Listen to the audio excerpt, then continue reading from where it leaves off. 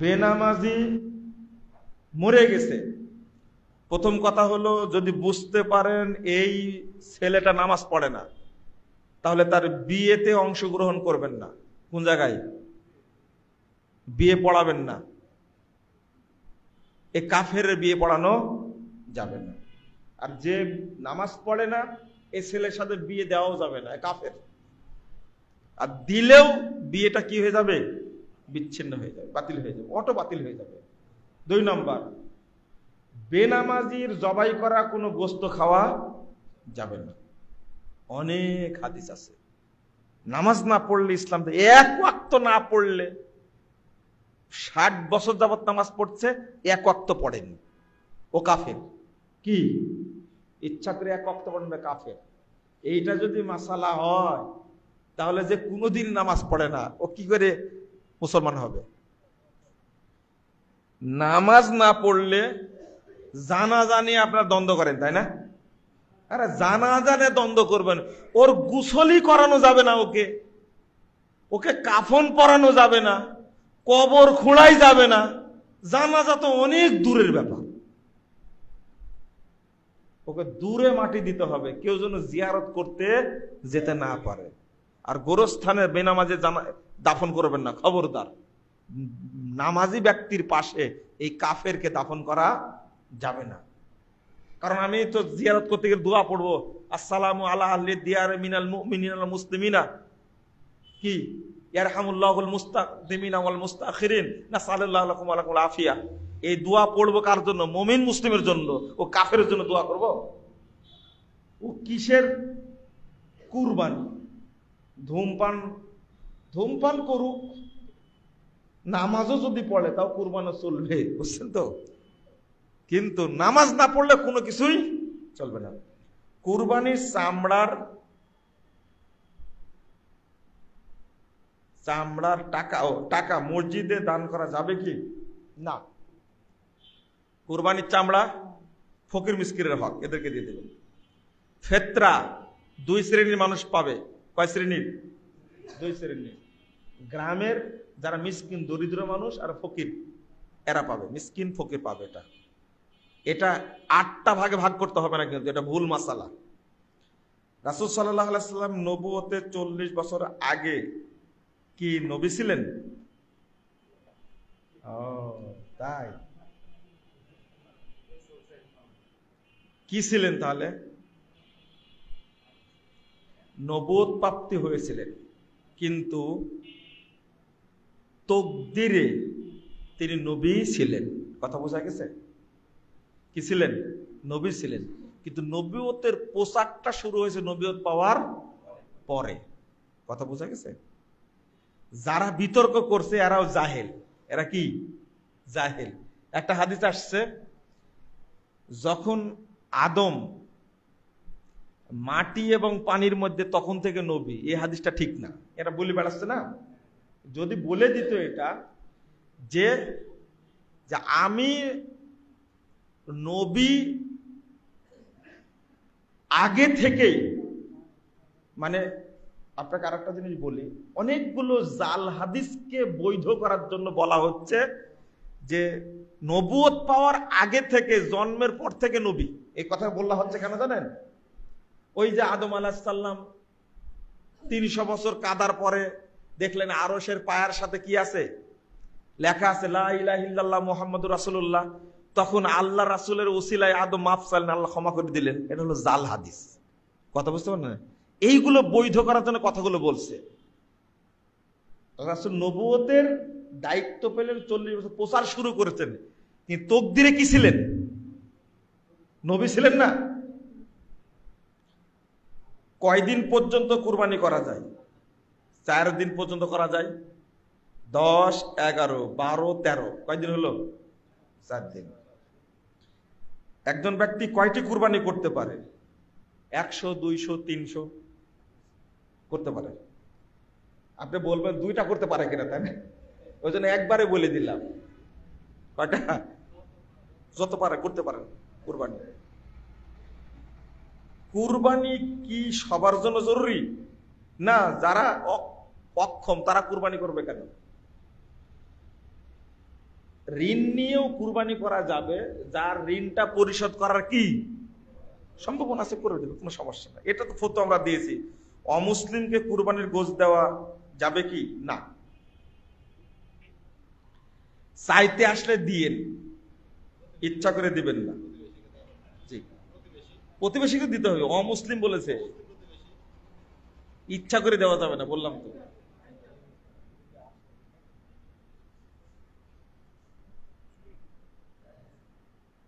ও নেশাখোরের পরিণতি কি হবে নাকি? নেশাখোরের ফজিলত আছে, নেশাখোরের হাদিস আসছে 2002 নম্বর হাদিস সহিহ মুসলিমের মধ্যে আসছে, ওরা মরে যাওয়ার সাথে সাথে একবারে জাহান্নামীদের শরীরের যে গলিত গোশত, বর্জ্য, পেশাব পায়খানা, ঘাম, রক্ত, পুঁজ একটা বিশাল সাগর, উত্তপ্ত সাগরে জমা হবে, আর ওখান থেকে আল্লাহ তাদেরকে আপ্যায়ন করাবে। খবরদার, গোপন অঙ্গের লোম পরিষ্কার করার জন্য কোন ধরনের ক্রিম ব্যবহার করা যাবে কি? যাবে।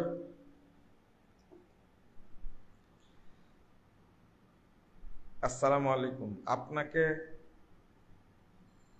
তাহেরি হুজুর অকথ্য ভাষায় গালি দিয়েছে। আচ্ছা, তাহেরি নামটা যে উল্লেখ করেছেন আপনি, আপনার কি শরম লজ্জা আছে? মসজিদের মধ্যে এইরকম একটা ব্যাককুলের নাম উচ্চারণ করে আপনি, তওবা তওবা তওবা।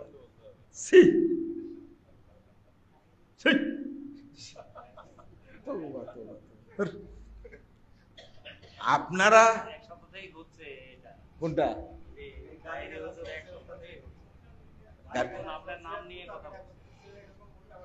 ও তো একটা মুশরিক একটা,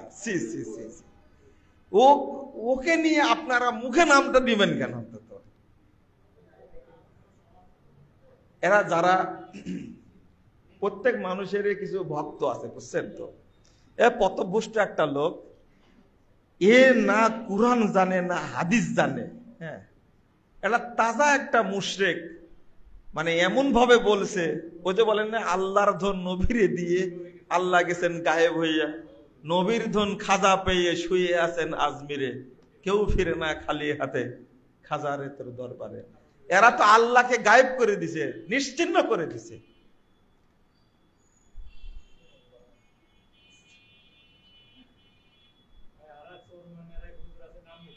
আসসালামু আলাইকুম, শায়েখ আহমদুল্লাহ রাসূলের নবিয়তের আগের বিষয় নিয়ে। শায়েখ শব্দটা, মাদানী সাহেবের আগমন, ওয়াজ করবে কখন বলেন তো দেখি? সালাতের টাইম হয়ে গেছে তো, দেখছেন ওয়াজ করার কত লোক এখন হয়ে গেছে। শায়েখ শব্দটা সবার নামের শুরুতে বসান আপনারা। শায়েখ কে জানেন? হ্যাঁ, শায়েখ কে? আল্লাহ রাসূল শায়েখ বলতেন শেখ আবু বকর সিদ্দিক, শায়েখ বলতেন উমর ফারুককে। আর এর মর্যাদা আপনারা নষ্ট করে ফেলেছেন, তাই না? কি নামটা বলেছেন? যার মানহাজি ঠিক না, আকীদা ঠিক না, শায়েখ মারি দিলেন একবারে। শায়েখ হলেন শেখ আলবানী, শেখ বিন বাজ, শেখ উসাইমি, এরা হলো শায়েখ। যাত্রার নামে শুরুতে বাঙালিদের মধ্যে বলতে পারেন একজন বড় শেখ, শেখ মতিউর রহমান মাদানী, এরা বড় বড় আলেম মানুষ বলতে পারেন, কিন্তু যাত্রার নামে শায়েখ শব্দটা বসান, আমি উত্তরই দিলাম না। আল্লাহ যেন হেদায়েত দান করে আমাদেরকে।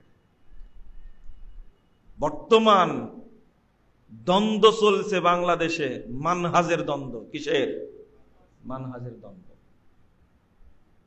আজকে এখানে সুখে আছেন, পার্শ্বে আহলাদিস সমাজ আছে, তাই খুব ভালো আছেন।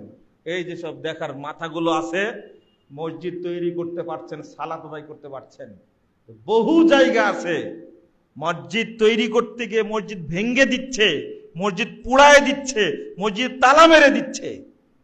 কারা এগুলো? আর এই বুবা শায়েক গুলো এদের বিরুদ্ধে কোনো কথা বলে? কোনো কথা বলে না। আমি কথাগুলো বলি এই জন্য আমার দোষ বেশি, তাই না? মসজিদ পুড়ায় দিবে আর আমি কথা বলবো না? মসজিদ কারো বাপের সম্পদ?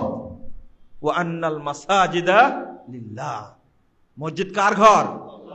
আল্লাহর ঘর। আল্লাহর ঘর যখন পুড়িয়ে দেওয়া হয়, যাদের অন্তর কাঁপে না, এরা কখনো শায়েক হতে পারে না, এরা শয়তান হতে পারে। এটা মনে রাখবেন। যারাই কথা বলে না, এরা সাপোর্ট করে যে আহলে হাদিস মসজিদগুলো সব পুড়িয়ে দেওয়া হোক, সব ভেঙে দেওয়া হোক। একজন বেঁচে থাকতে এই দাওয়াত চলবে ইনশাআল্লাহ। অত সহজ না। শেষ বেলায় রাগাই দিলেন। আমি কোরআনের হাফেজ, আলহামদুলিল্লাহ, আমি শুদ্ধভাবে কোরআন পড়তে পারি। তাহলে একজন অকারী ইমাম যার তেলাওয়াত ঠিক না, তার পিছনে কি আমার সালাত হবে? অকারী তেলাওয়াত ঠিক না, তেলাওয়াত ঠিক না বলতে কি বুঝেন আপনারা? এটা হলো এক নম্বর বিষয়। তেলাওয়াত ঠিক না বলতে কি বুঝায়? তেলাওয়াতে ভুল হলে সুজদা লাগে? বলেন দেখি, উত্তর দে। লাগে? লাগে? লাগে না। এরকম কোনো হাদিসও নাই। ইমাম ভুল করলো সুজদা লাগে, এরকম কোনো হাদিস নাই। তাহলে কোন ভুল হলে সালাত নষ্ট হবে বলেন তো দেখি? এইটাই তো বুঝেন না, তাই না? এটা হলো মাদ মাখরাজের টান ভুল হলে কি সালাত নষ্ট হবে?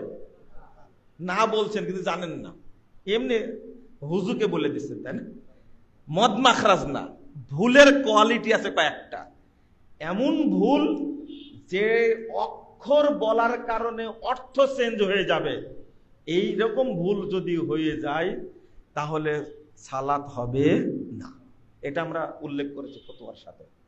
তো এইরকম যদি ভুল হয়, যার তেলাওয়াত ভালো তিনি কি করবেন? ইমামতি করবেন। ঠিক আছে, তিনি কি করবেন? ইমামতি করবেন, এটাই নিয়ম। আর যার তেলাওয়াত কম, অশুদ্ধ, সে ব্যক্তি সালাত পড়বে না। যার তেলাওয়াত ভালো তিনি সালাত করবেন। জাযাকুমুল্লাহ খায়রান। আমি কথা শেষ করে এরপরে চাচা কথা বলবেন 1 মিনিট 2 মিনিট। আমি শেষে বলতে চাচ্ছি যে আমরা আসলে অনেক বিপদ ও মুসিবতে থাকি। বিপদ মুসিবত বলতে সে আপনারা কেউ কেউ মনে করতে পারেন যে আড়ানি বাজার মসজিদ এটা তৈরি করা কোনো ব্যাপার, যে মুজাফফর একটু চেষ্টা করে, তাই বলেন না? কত বড় বড় বিল্ডিং তৈরি করছে।